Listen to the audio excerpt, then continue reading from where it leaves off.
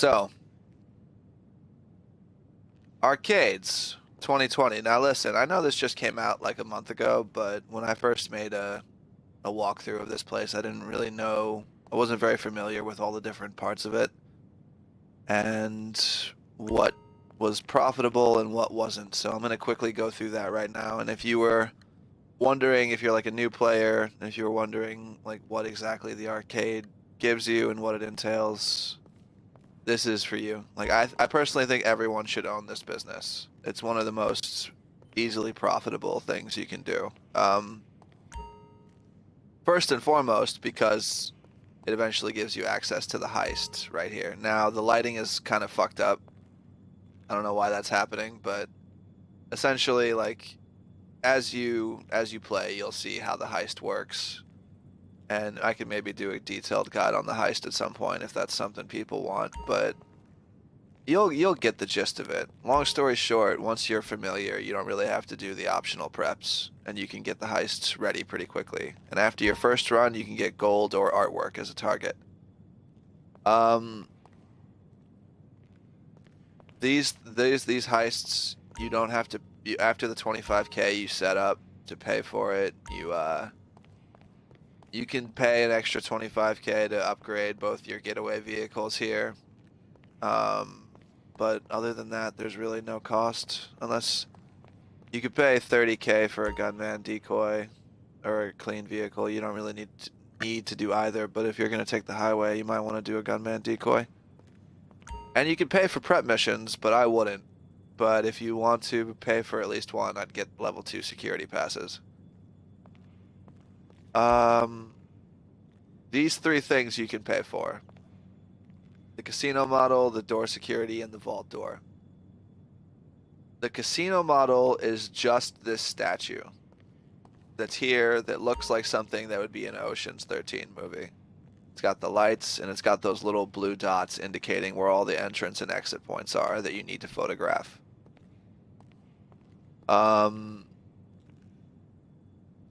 That's really all there is to that.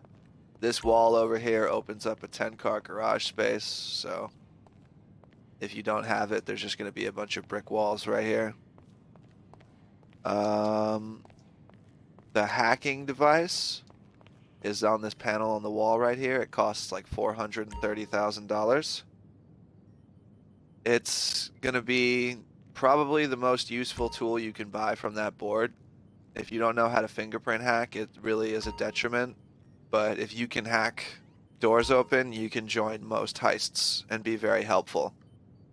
It's the fingerprint hack that you want to do, not the keyboard one with the 5 dots. Although it doesn't hurt to be good at both. The vault door here you can buy for $900,000. I like it. I think it looks awesome, but if you're short on cash, definitely save yourself some money. And do not buy that.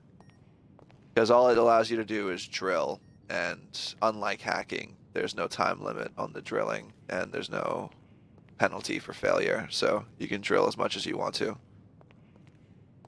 Now, when you buy this place and you eventually get to this computer, there's a couple of things you can buy on here as well.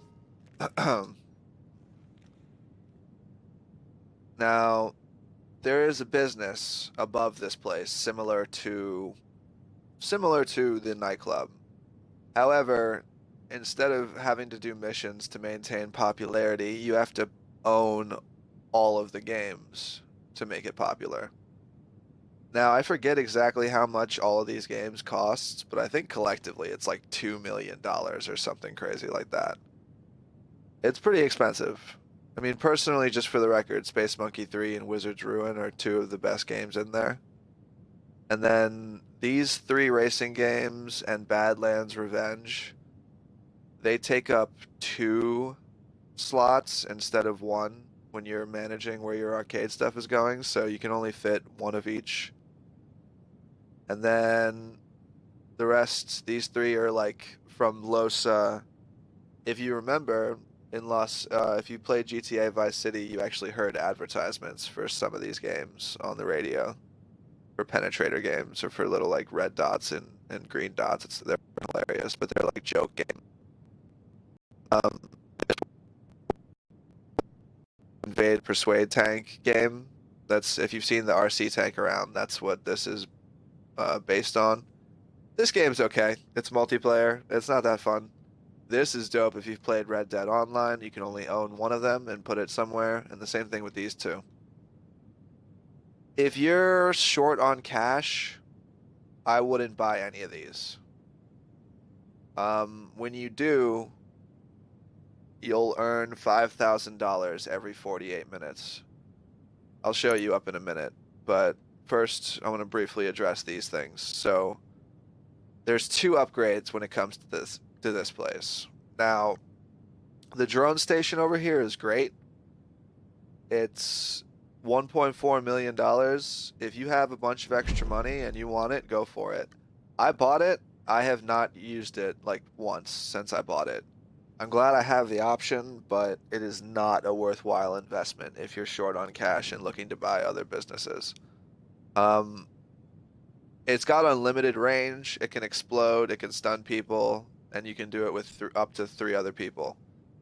So, you know, it's pretty fun. And also, when you buy it, you can access a nano drone in free mode, which is also very useful, but it does not have unlimited range. The master control terminal here is one of the coolest upgrades in the entire, one of the coolest new additions that they've added. I'll briefly go show both of these things off. The nano drone station is right there, and again, it's if you've ever played Arena War, it controls very similarly to the Arena War drone. I think it's like the exact same controls. So this is the master control station right here, master control terminal. This allows you to manage and upgrade all of your businesses. Like if I've got these guys and I'm like, oh, he's doing cash. No, I like him getting meth because meth is more important. And this guy, oh, he's doing printing. No, I want him to get cocaine. Boom. I don't have to go to my nightclub to do that. Or, oh, my gun running stuff needs more supplies, eh? Boom. Buy some supplies. Get those in there. So you have to switch to MC to use these, but you get the idea. This is really awesome to have, but again, if you're trying to save money buying other businesses, owning all the businesses for the nightclub, I wouldn't spend money on that yet. Hey. These guys pop in once you start the heist. When you first get this place, nothing's going to be over here, but once you start progressing the heist, you're going to have this, and if you have Mark II weapons, you can buy all the stuff here that you would normally have to go to an Avenger or a mobile ops center or somewhere else for. That's about it for down here. Moving up here to the arcade. I'll quickly show that off. Don't want to keep this video too long. So like I said earlier, when you have the fully decked out arcade, you're going to be earning a max of $5,000 every every 48 minutes. And that is because you have the max popularity, and that never goes down after you own all the arcades. So unlike the nightclub, which takes forever to fill up if you have low popularity and you have to keep working to fill it up, this one just keeps giving you money. And I've already made like $1.2 million off of it, so I'm halfway to making my money back off these machines. And I just think it looks awesome. Like, but I'm a sucker. Like, I buy all the bells and whistles. Like, if you're trying to save cash, there's no reason you can't just buy the base version of this place. For the record, you'll notice I've got like a bunch of these Space Monkey and Wizard's Ruins games all throughout this place. Once you buy an arcade cabinet game like this, you can put it around as many times as you want. Like, you could just buy Space Monkey and fill the entire place with Space Monkey games. If you go to this menu in arcade management, and you go to arcade games, this setup right here is one of the only setups that you can have where you have every game on the floor. Because this and this and this, they all take up 2 slots, and you can't put them like here. So yeah, that's how you mess with all this. And like I said, any of these games, any of the regular arcade cabinet, not these, you can only have one of each of these. Any of these, you can put as many as you want down. And I think you can put as many of these down as you want, but there's only a limited amount of space where you can put the bigger games. So yeah. There's also a bunch of trophies and other stuff associated with like different challenges and hidden secrets. I know Madame Nazar gives you a trophy in here if you talk to her enough. But yeah, owning this place, you don't have to deck out the arcade portion. That's just more if you want to have like fun with it. But owning this place is insanely profitable, and I would highly recommend buying one ASAP. Now that I think about it, I forgot to mention locations, so let me get to that right now. You can choose any number of places. Actually, not really, huh? There's only 4 of them. There's 2 more up here. I would not recommend doing either of those. Like, this one is alright, but it's kind of in a weird spot. This one is cool enough. It's in a pretty solid spot. But this one right here is mine. It's 2.5 million. And then on top of that, you're going to be paying for... I would buy a room so you could spawn there, but you don't really need to do much else.